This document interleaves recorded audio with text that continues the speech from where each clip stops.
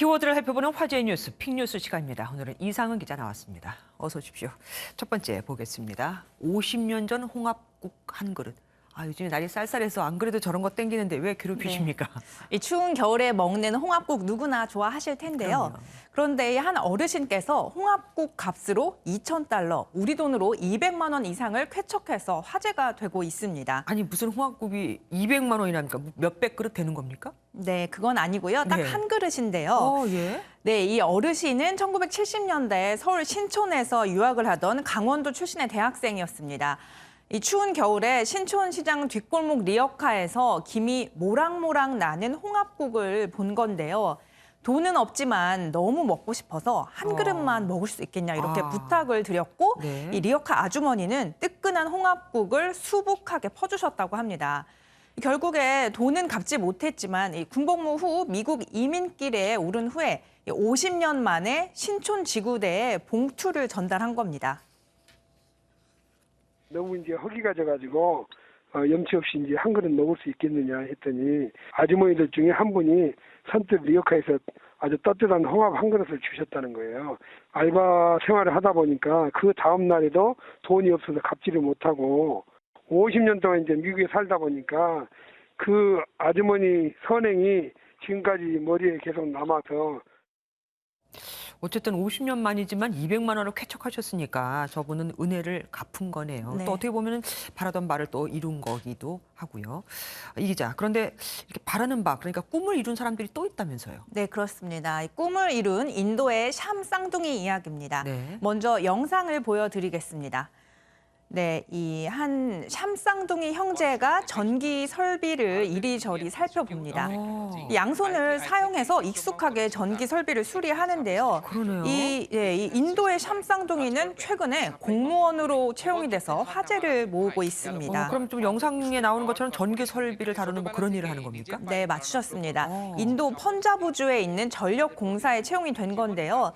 이 형제는 2003년 심장을 제외한 쓸개, 간, 비장 등 주요 장기를 공유한 채 태어났습니다. 이 분리수술이 어렵다는 의료진의 말에 부모는 태어난 지 2개월 된 형제를 버렸고 형제는 보호시설에서 자라났는데요.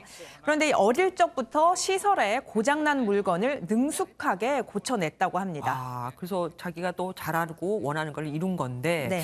궁금합니다. 월급은 한 명분 줍니까? 두 명분 줍니까? 네, 월급은 2명분을 지급하기로 했습니다. 네. 네, 각각 우리 돈으로 형제는 약 16만 원씩을 받게 됐습니다. 하루하루 목숨 이어가는 것도 참 힘들었을 것 같은데 꿈까지 이루다니 참 네. 대견하기도 하고 멋집니다. 다음 소식 볼 건데요. 이번에는 목숨을 잃을 뻔한 아주 아찔한 상황이었다고요? 네, 이 온 가족이 나들이를 떠났다가 목숨을 잃을 뻔한 아찔한 사연인데요. 네. 먼저 영상을 보여드리겠습니다. 이 고장난 차량을 견인하는 역할을 하는 레커차가 안전지대를 넘어서 불쑥 들어오는데요. 심지어 안전봉까지 밟은 채 차선을 넘어옵니다. 이 뒷차엔 운전자의 아내와 또 아기들이 타고 있었는데요. 예. 이 운전자는 북창원 톨게이트를 지나서 진주 방면 IC를 가는 중에 일어난 일이라면서 화가 나서 따지자 오히려 레커차 운전자는 미안하다 이 말만 남긴 채 그대로 떠났다고 밝혔습니다. 미안하다고 했으니까 난 됐다 뭐 이런 거 네. 같은데 레코차는 왜 그랬대요? 이 레커차가 하는 일이 아무래도 고장난 차를 견인하는 그런 역할이다 보니까 사고 현장에 가장 먼저 도착한 레커차가 이를 선점할 수 있다 이런 건데요. 예. 그러다 보니 교통법규 위반과 이 난폭 운전 같은 위험한 상황이 자주 연출이 되고 있습니다. 저렇게 위험하게 운전하다가는 본인이 네. 실려가는 일이 생길 수도 있지 않겠습니까? 네. 그런 것도 좀 고려를 해봤으면 좋겠습니다. 그리고 다음 소식 보겠습니다. 뱃속에 태아 미러.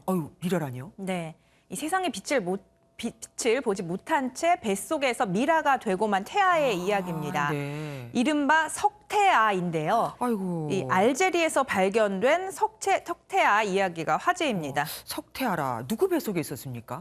네, 알제리에 사는 한 73세 여성의 뱃속에 있었는데요. 아이고. 이 여성은 통증으로 병원을 찾았습니다.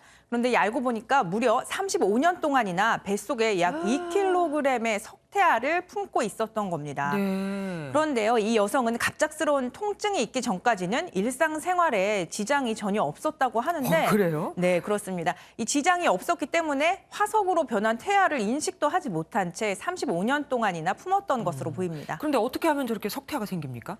네, 이 태아가 사망한 후에 이 자궁 밖으로 빠져나오지 못하고 또 엄마 몸으로 흡수도 되지 못한 채 미라화가 진행이 되면 석회화가 되는데요.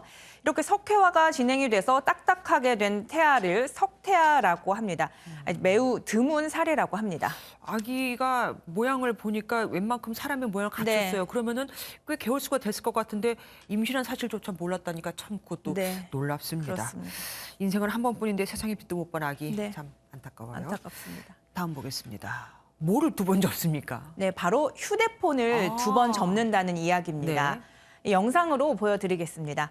IT 전문 매체 레츠고 디지털은 최근 공개된 삼성의 특허를 기반으로 한 폴더블 폰의 렌더링을 공개했습니다.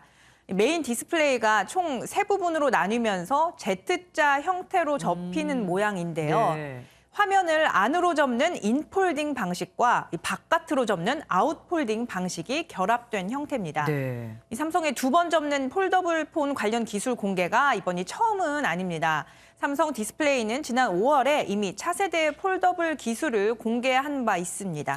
열심히 우리나라를 쫓아오는 중국이 자극 좀 받겠습니다. 네, 자극 좀 받을 것 같습니다.